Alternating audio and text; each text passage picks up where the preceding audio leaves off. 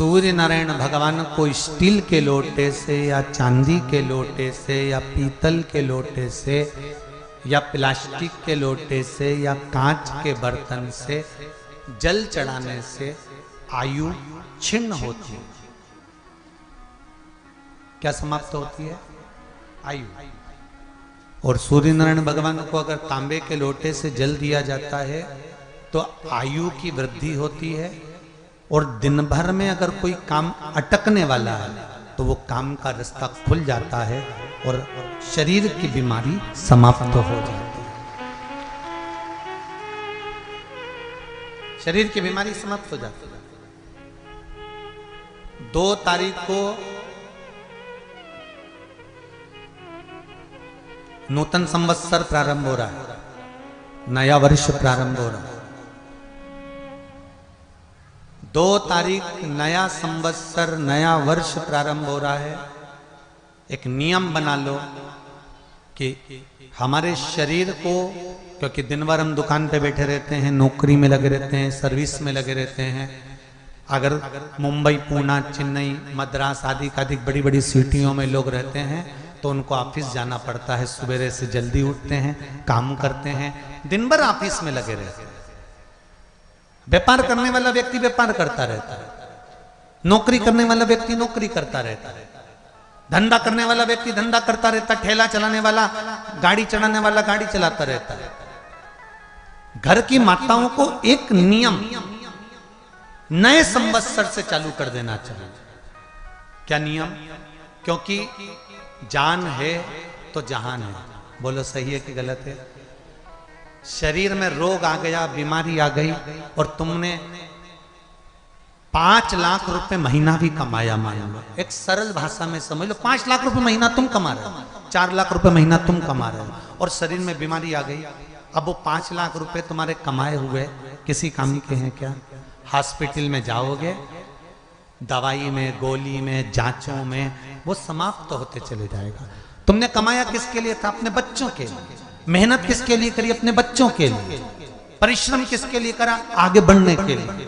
और मालूम पड़ा कि तुम बीमार पड़ गए, जितना तुमने कमा कर जोड़ा था वो सब तुम्हारी बीमारी में लग गया। तो ऐसा कमाना कोई फायदे का है क्या?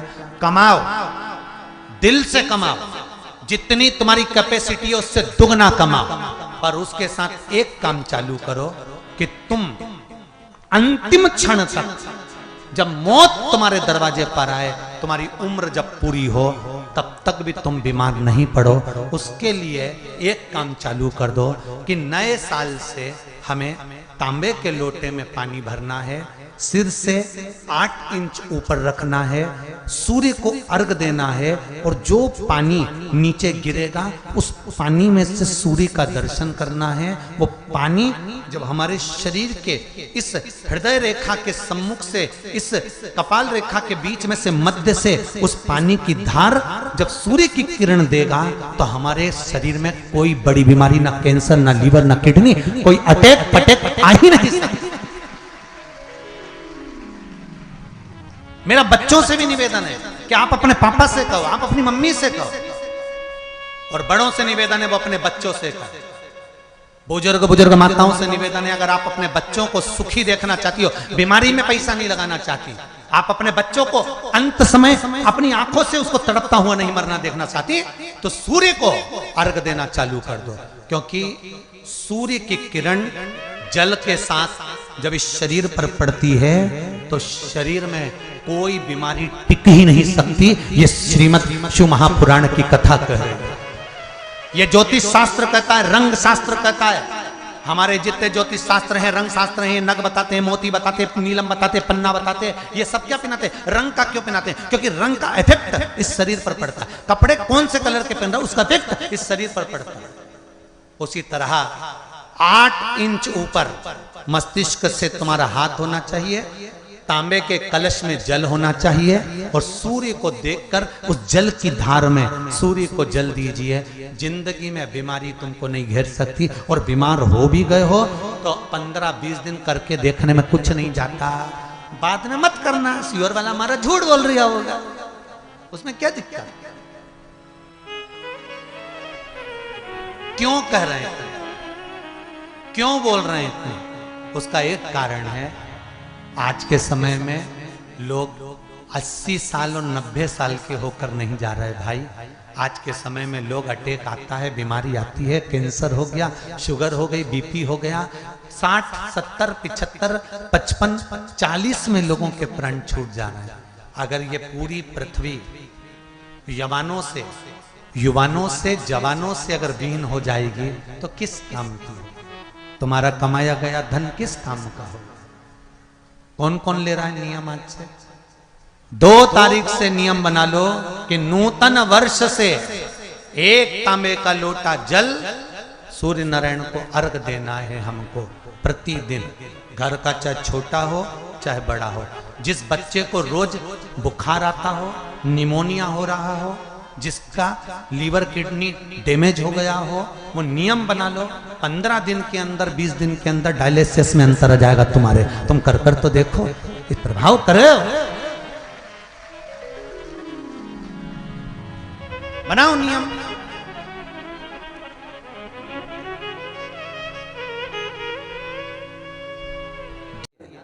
सूर्य नारायण भगवान को बिना रुके चलने की आज्ञा है, बस चलते रहना है। उनके अश्वों के साथ में सूर्य नारायण भगवान को अपनी यात्रा पूर्ण करना है। चलते रहो, रुकना नहीं है। और सूर्य नारायण भगवान चलते रहते चलते रहते चलते रहते। सूर्य नारायण भगवान को याद आया कि मेरे घोड़े चलते चलते थक गए होंगे, पानी कहां पिए? महाराज, मार्कंडे पुराण का चरित्र है, बहुत ध्यान से मौका मिले तो गीता प्रेस गोरखपुर की मार्कंडे पुराण निकालकर उसमें पढ़ना, मिल जाएगा। सूर्य नारायण भगवान चलते चलते विचार करने लगे कि मेरे घोड़े प्यासे हैं, इनको क्या पिलाऊं? तब एक क्षण के लिए सूर्य नारायण भगवान ने अपने घोड़ों को रोक दिया और जल का एक कुंड देखकर वहां घोड़ों को पानी पिलाया। जैसे ही पानी पिलाया तो सूर्य नारायण भगवान को फिर ज्ञात हुआ कि रुकना तो है ही नहीं, करें क्या? घोड़े तो पानी पीने में लग गए। सूर्य नारायण भगवान ने देखा वहां पर गधे खड़े हुए थे।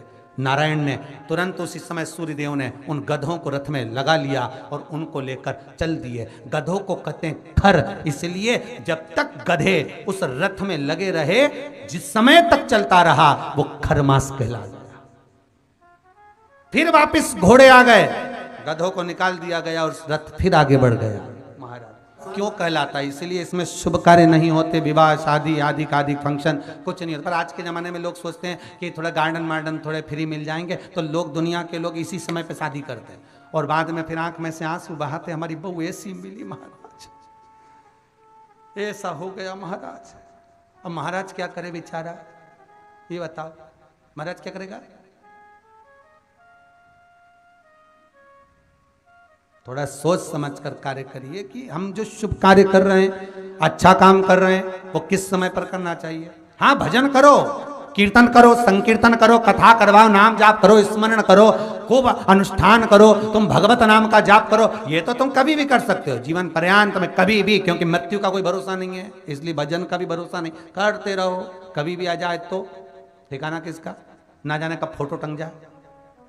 इसलिए भजन में पीछे मत, भजन तो करते रहो, नाम जाप करते रहो, नाम स्मरण करते रहो।